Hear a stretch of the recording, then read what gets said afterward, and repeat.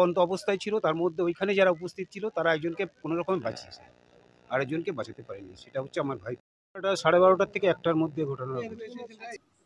বিয়ের দুদিন বাকি, স্নান করতে নেমে তলিয়ে গেল বছর 27-এর যুবক। তলিয়ে যাওয়া ব্যক্তির নাম সানোয়ার আলী মণ্ডল। ঘটনাটি ঘটেছে কল্যাণী অঞ্চলের চরসরাটি গঙ্গার ঘাটে। তলিয়ে যাওয়া যুবকের খোঁজে তল্লাশি।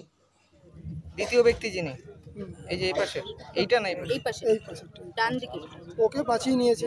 এর পুরো নাম কি রয়েছে?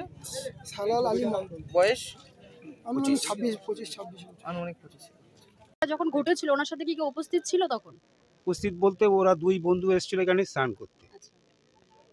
দুজনের মধ্যে দুজনই ডুবন্ত অবস্থায় ছিল, তার মধ্যে ওইখানে যারা উপস্থিত ছিল তারা একজনকে কোনো রকমে বাঁচিয়েছে, আরেকজনকে বাঁচাতে পারেনি। সেটা হচ্ছে আমার ভাইপো।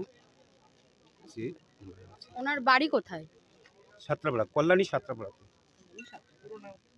ওনার পুরো নামটা কি? সালাল আলী মণ্ডল। আর যাকে পাওয়া গেছে তার বাড়ি কোথায়? তার বাড়ি পাশে। তার নামটা একটু বলুন। ফারুক শেখ। আমার নাম মনসুর আলী মণ্ডল, ওনার জ্যাঠা, ছেলের জ্যাঠা।